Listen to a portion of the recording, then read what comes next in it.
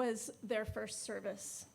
For those live streaming this morning, no matter if you are an old or a new friend or something in between, we are so glad you are here. For our friends here in the sanctuary, let's take a moment to turn towards the camera near the Welcoming Congregation banner and wave from your seat to offer our greetings to our friends at home. And now let's take a moment to turn and greet one another.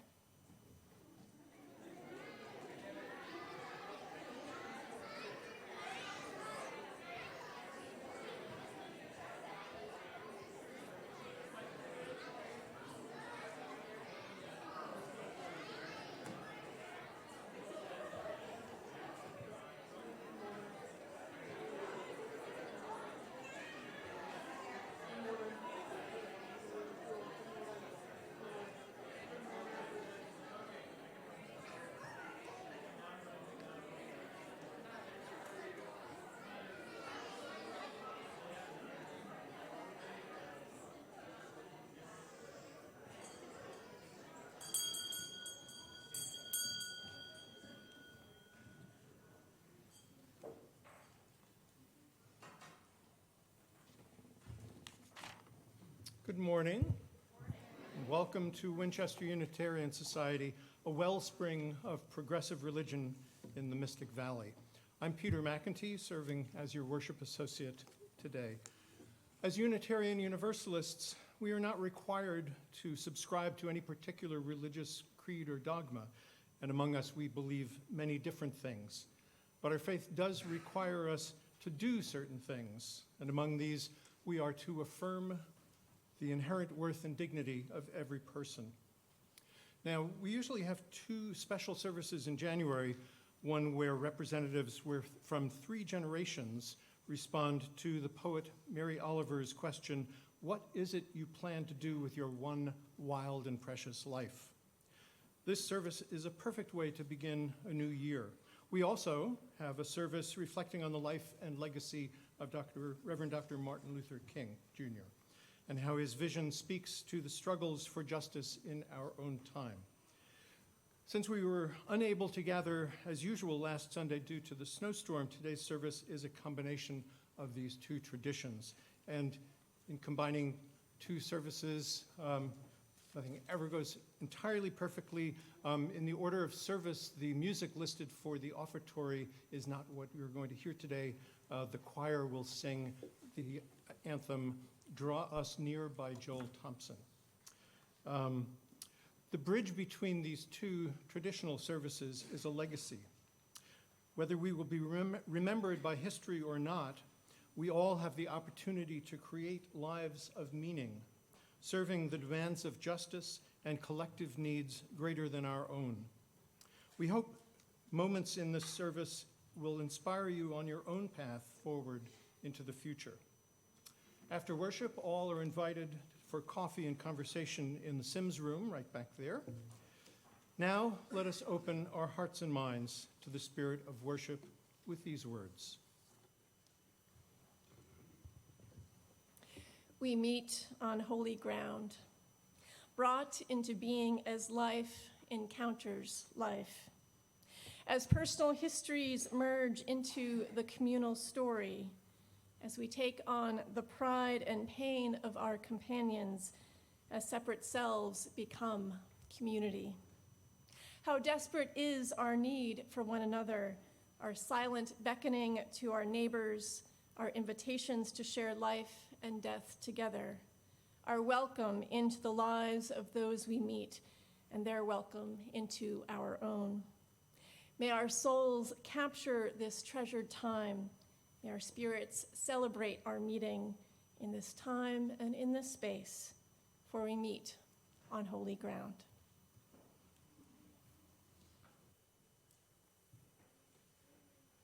I now invite Piper Mitchell to come forward to light the chalice.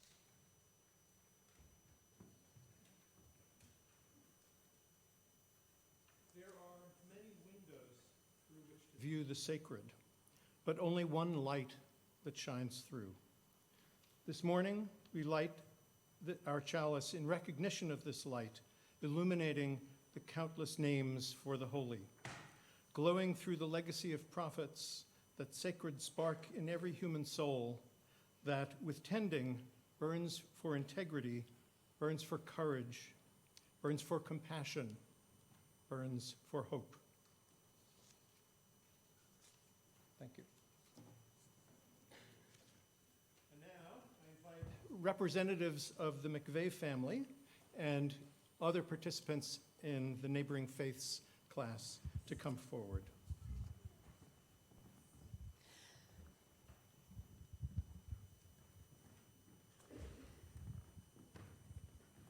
This Sunday, we have the pleasure of presenting an important book to Abby McVeigh, the newest member of our Neighboring Faiths class. This book on world religions is a tool for her to use in class's continuing exploration of the many faith traditions in our communities and beyond. It is also a keepsake, a reminder of the hopefully meaningful experiences she takes from this class. The Neighboring Faiths curriculum offers an opportunity for closer examination of faith formation at the level of the individual, the family, and the society in which we and others live. The class began this church year by exploring Unitarian Universalism, including learning about our principles and our sources. We now will embark on an exploration of other world religions, including Hinduism and Buddhism, and we'll be visiting with people of these faith traditions to learn from them directly about how they worship. We have some of Abby's fellow classmates up here for encouragement. They received their books last year. As always, it's a true pleasure for me to spend time with this group of funny, silly, insightful, kind kids. And I look forward to exploring with them in the coming months. On behalf of the Neighboring Faiths class and our congregation, I thank you, Brenna, for serving as their guide to this moment and for continuing to serve as their companion along the path ahead.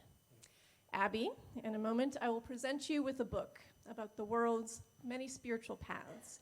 Think of this book like a passport, granting you permission to leave the place you call home and learn about the world and the different people in it. In your travels through new traditions, we ask that you meet the world with an open mind and heart. You know our UU principles call us to respect all beings, to be fair and kind, and accept and learn about each other. When you travel far away, those you meet may have never met someone from the Boston area. Likewise, when you visit another faith community, they may have never met a Unitarian Universalist before. It's important for you and for all of you to strive to be a good guest and representative of our tradition. Becky, on behalf of you and Dave, your presence here is a testament to your role in supporting spiritual exploration. As you, and maybe also Cora too, accompany Abby during these visits, we ask that you too be brave. Explore along with your child. Seize this opportunity to foster your own curiosity and build your own knowledge about others living in the wider community. So explore like Abby without fear or prejudgment. Abby, we present you with this book about many faiths of the world, as varied as the people living in it. This book grants an opportunity to learn about different rituals, holidays, and sacred stories, but also a way to understand different paths to forgiveness, wisdom, and peace. You receive this book with my blessing, Brenna's blessing, and the blessing of your family.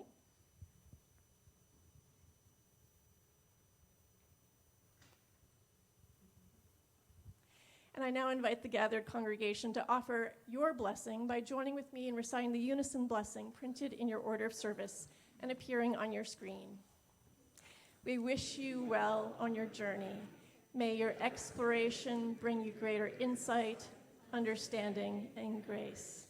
We invite you all to return to your seats, and let's rise and sing number 118 in the gray hymnal, This Little Light of Mine.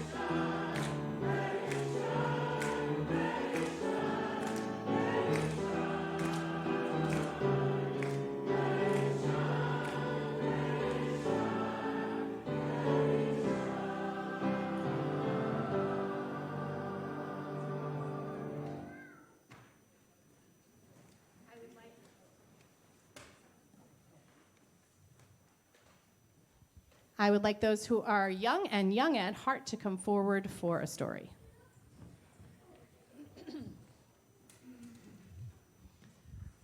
Welcome, everybody. It's so great to see you all again after so long. We had the holidays and we had the snow, and here we are finally back together. So I hope you all enjoyed the snow last week. Did anyone go sledding? Yeah. Whoa, awesome. How about building a snowman? Yeah? A few of you, yeah. So what do you like best about a snowstorm? Piper. No school. Hot cocoa. Oh, those are some really good ones. Lua.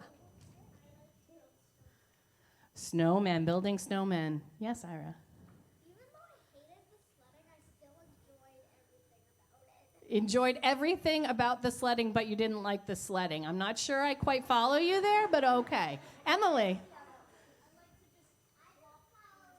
Flopping in the snow because it doesn't hurt at all, right? Yeah. Yeah. Timothy.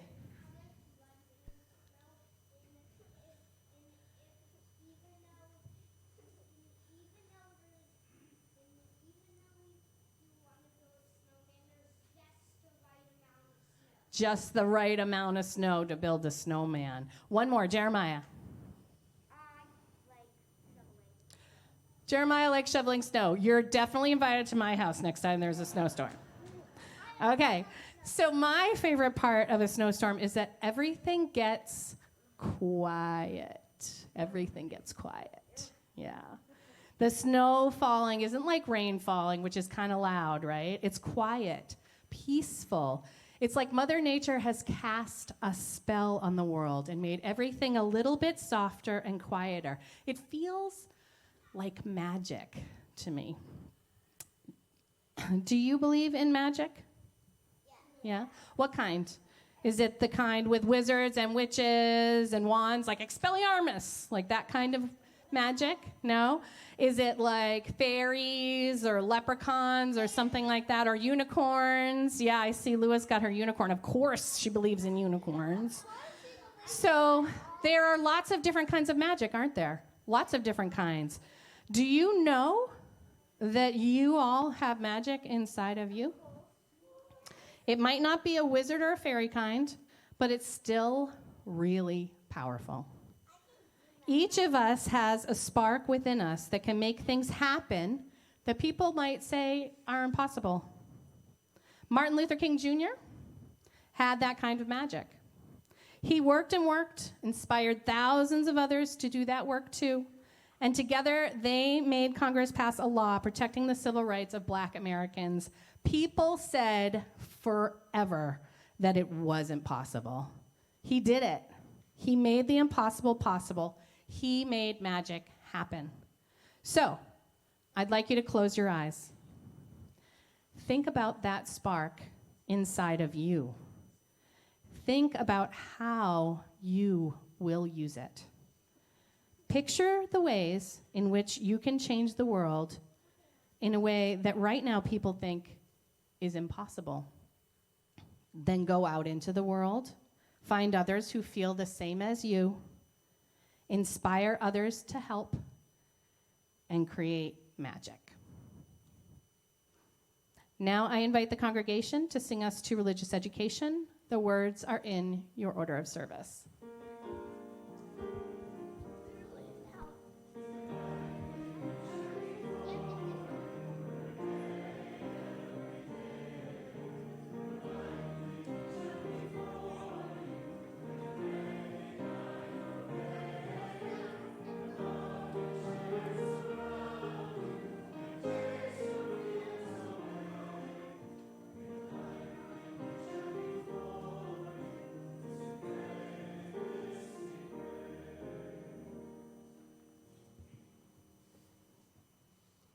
We now come to the centering time in our service, beginning with a prayer by my colleague, Kathleen Rollins.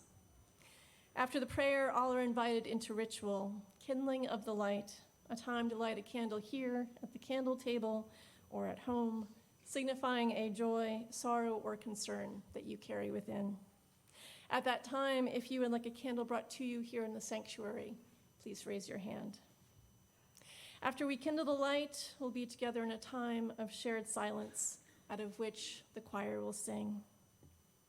Please join me in the spirit of prayer. Spirit of justice, God who befriends those who stand upon the constant edges of decision, crucial and alone. We are grateful to be together this morning. We gather especially to remember Dr. Martin Luther King Jr., but not only him, for there were thousands of unnamed people who put their bodies and lives on the line so that all may be free. May we remember that the lifelong path towards integrity is not an easy one. May the work of Dr. King and all those who strove for the dignity of all continue to defy injustice, violence, and the hunger for war. May we continue to speak out against injustice, to speak even when we are afraid our words will not be heard or welcomed. Dr. King went to the mountaintop. He saw the promised land, and he reassured us that we will get there one day. May that be no paradisial dream, but a reality in our own time. With this hope in our hearts and minds, let us kindle the light.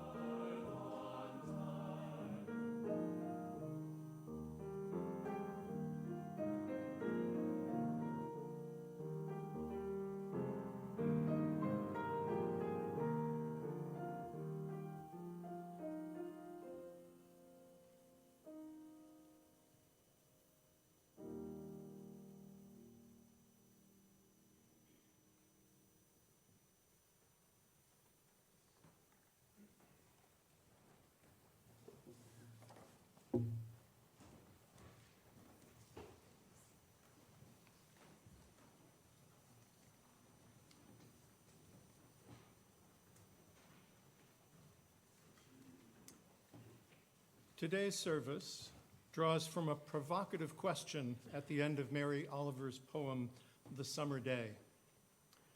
What is it you plan to do with your one wild and precious life?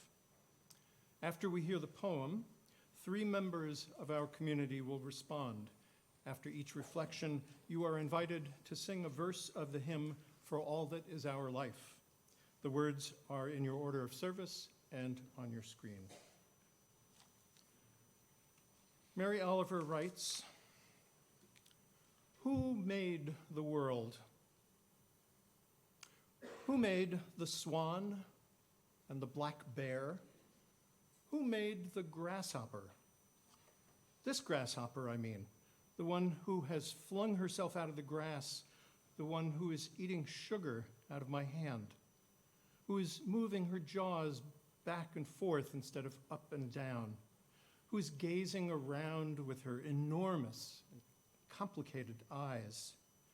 Now she lifts her pale forearms and thoroughly washes her face. Now she snaps her wings open and floats away. I don't know exactly what a prayer is. I do know how to pay attention, how to fall down into the grass, how to kneel down in the grass, how to be idle and blessed, how to stroll through the fields, which is exactly what I've been doing all day. Tell me, what else should I have done? Doesn't everything die at last and too soon? Tell me, what is it you plan to do with your one wild and precious life?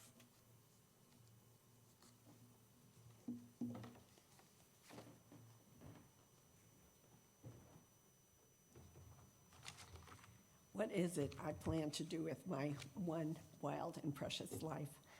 Well, I don't feel like my life is very wild these days. The wildest I get is staying up past 9 o'clock. At 85, most of my life is in the past, so you might think I'm silly to be talking about making plans. But I think about this a lot, how to reconcile a slower paced life with all the things I want to do and stay involved with. I want to be intentional about that. Social justice issues are still front and center for me. Since I did a workshop in 1990 that opened my eyes to my privilege as a white woman, then middle-aged, I was about 50 at the time, and that led me and inspired me to start an organization here in Winchester to raise awareness about racism and the other forms of oppression. In this mostly white, affluent community, and people were mystified. Why do we need to do that? But the organization is still going. As I look back, I realized what a full and fulfilling life I've had. Not so much by planning, but by following my heart, my instincts, and trusting the process. I found my life partner, Lou Thompson, because I sat next to his college roommate on a plane. The college roommate offered me a ride to my hotel. Don't ever do that. I took the ride. He said, "Could I give your number to my friend?" I said, "Sure," hadn't been dating anybody, whatever. Lou called me. We had a few dates, and we got married a few months later. We had 35 years together and raised 2 great kids. I still call them kids, though they're in their 50s. After Lou died in 1998, I started to think about downsizing. I looked into senior living and was starting to make some plans in that direction. And then I did a wild thing. In my early 70s, I fell in love again. This time to a man so different from me, except for our values, that I sometimes call us the odd couple. It wasn't part of any plan. Maybe it was the last wild thing I'll do. I don't know. The jury's out. Aging has its particular challenges. different for each of us. As Olivia Hoblitzell says in her book, Aging with Wisdom, which I recommend, uncharted territory, she says, is a fitting description for the unknown realms of the late years and our efforts to live these years as consciously and wisely as we can. What is it I plan to do with what's left of my wild and precious life? As I navigate this uncharted territory, I plan to just keep on doing what I'm doing, following my heart, and being as active as I can in social justice issues that I care about until something interrupts this plan. I hope I can be gracious with myself as I continue to slow down and be less productive. There is so much to do. So that's my plan, Mary.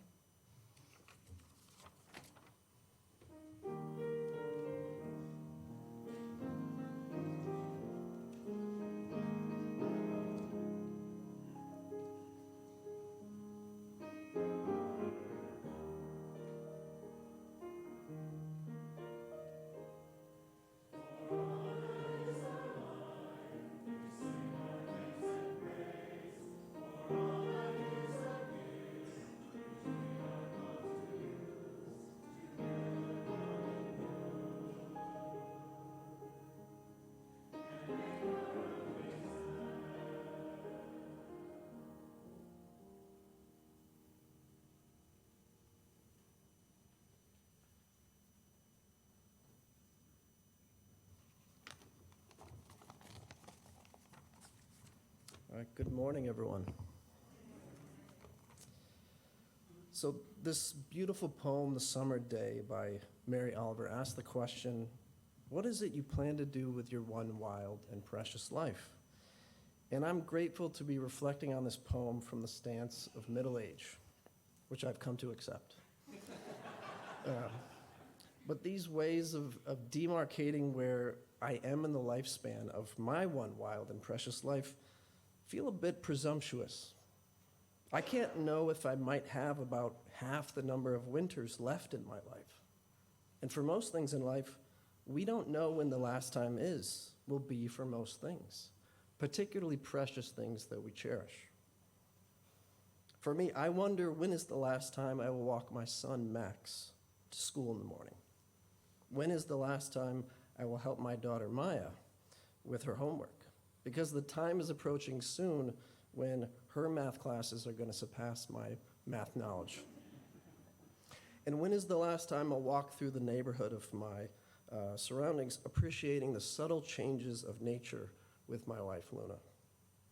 So when I reflect on meditations such as these, I'm imbued not with a sense of sadness, but rather with gratitude for what is in the present moment. And so this poem begins with questions asking the reader to consider who made the world? Who made the swan and the black bear? Who made this grasshopper? This grasshopper. And when I hear these questions from the stance of middle age, they arise for me from a stance of wonder and marvel at what is, at what reveals itself to us in our encounters with beings such as grasshoppers. So in middle age, right before the start of the pandemic, I began meditating regularly and using techniques called breath work as part of my practice. And somewhat to my surprise, these practices gave rise to non-ordinary states of awareness that have profoundly changed me in the trajectory of my life. These experiences can be best described as mystical. And these mystical experiences dislodged the place of the ego and revealed that when this center of narrative gravity falls away, what emerges in its place is this capacity to see the extraordinary wonder of being that unfolds around us every day. It reveals that there are not irrational, but non-rational ways of knowing that can disclose the most essential things about our connection to nature and to one another. Mystical experiences can arrive with the quality of what William James described as noetic. Before having these experiences, I had an impoverished intellectual understanding of what James meant, and I clearly didn't understand. A mystical experience with a noetic quality is qualitatively different. It has the quality of revealed truth. And these experiences have revealed to me that we're intimately connected to nature and that it calls us to be stewards of it, that we can be open to an unbounded and oceanic sense of love that grounds how we treat one another, that there is an awareness that persists after the death of our individual identity and self, and that we can be part of something much larger that brings a sense of wonder and awe to existence, and that calls us to collaborate on projects that support the earth and one another. So on this weekend where we celebrate the impactful life of Martin Luther King Jr., I wonder about how mystical experiences of love and connectedness can nurture our spiritual, ethical, and political commitments to address racial injustice. And to take this point one step further, I wonder about how our commitment to address climate change can be energized, fostered, and deepened by these mystical experiences of nature. So for my one wild and precious life, I hope to encounter more mystical experiences and plan to be open to whatever reveals itself. And I encourage you to trust that at any age, there are spiritual experiences that can reveal themselves to you, just as the poem does. This extraordinary wonder of a grasshopper, of this grasshopper, or this tree, or this sunset, or this child. And where I continue to struggle, even to appreciate the wonder of my fellow citizen, this person who may believe something radically different from the values that I hold. Thank you.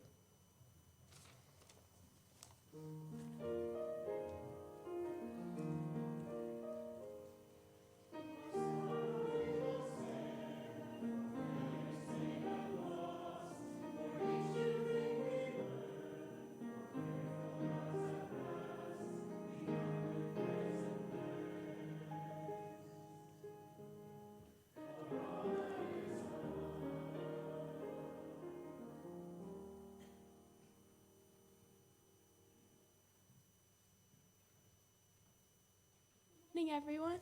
Can you all hear me? So at this moment, my wild and precious life is up in the air. In this tumultuous time of college admissions, I'm a senior in high school, by the way, I have often felt paralyzed in choosing what life I will lead for the future. A pressure has been building as I feel like I have to decide my entire future right now. For the entirety of this past fall, I've been ruminating in this state of stress. I felt as if every action I did impacted my future, yet I had no control over it at the same time. And that is so scary. Well, this winter, something made my anxious feelings change. My grandmother is from New York and has been living with us since August. I went from visiting her for long weekends and holidays to seeing her every single day. And that is something so precious that I'm so grateful for. I'd love to hear her stories of the life she leads and of my extended family and for all the wild and precious lives that they have led. I love to hear their stories and know I will have my own someday. Over this fall and winter, my mom, dad, and grandma taught me that the coexistence of the controlled and wild nature of life is beautiful. Since then, when I peer into my future, I see a kaleidoscope of potential lives I will lead, people I will meet, and things I will accomplish.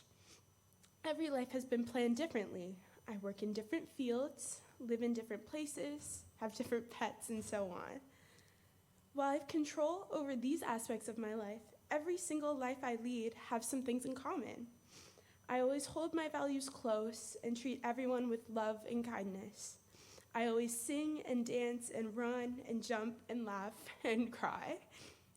I always find my adult self, whoever that adult Celia may be, and come into my own. I am always learning and growing and evolving my views in this ever-changing world. I am always adventurous in more ways than physical and push the boundaries of what I think I can do or who I think I can be. I will always make a difference in this wild world. I find solace in this idea that although the details of my future may change, what truly matters won't. No matter where my path in life takes me, I will make the most of it. All the crazy, sad, exciting, gut-wrenching, extraordinary things. Thank you.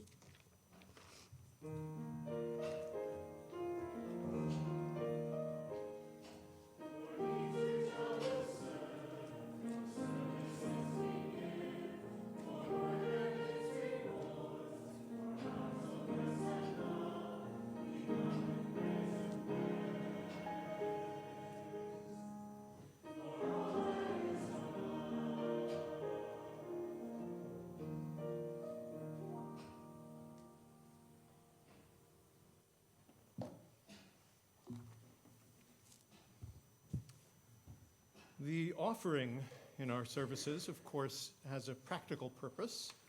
It provides the funds to keep this place running. But it's also something more than that.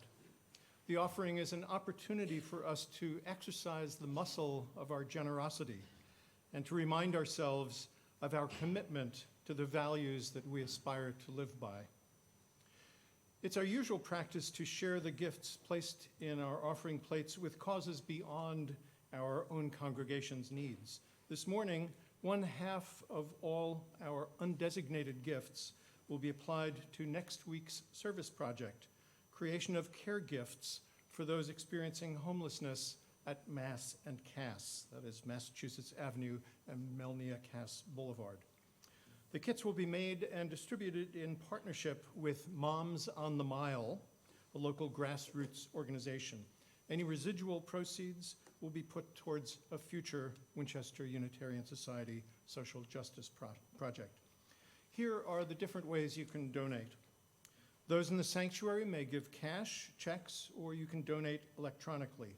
Text to the number in your order of service or visit our website under the giving page. Please write or type the date of your offering in the memo line or in the comment field. If you're visiting for the first time, either in person or online, please be our guest.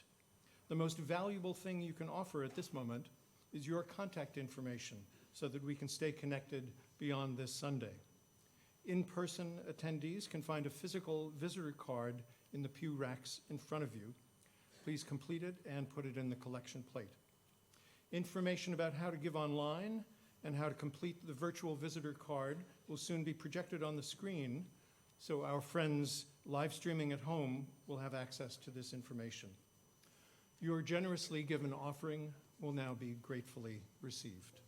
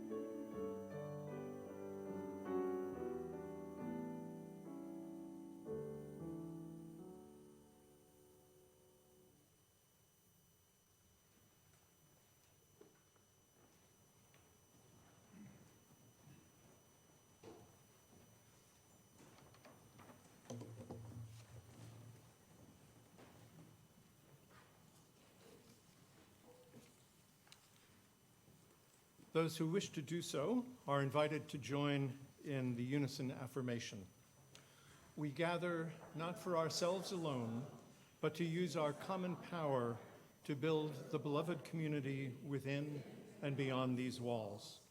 We create and reaffirm this covenant this day to make justice flourish, to practice compassion amidst difference, and to embody transformative love. Now please rise in body or in spirit and join in singing hymn number 6 in the gray hymnal, Just as Long as I Have Breath.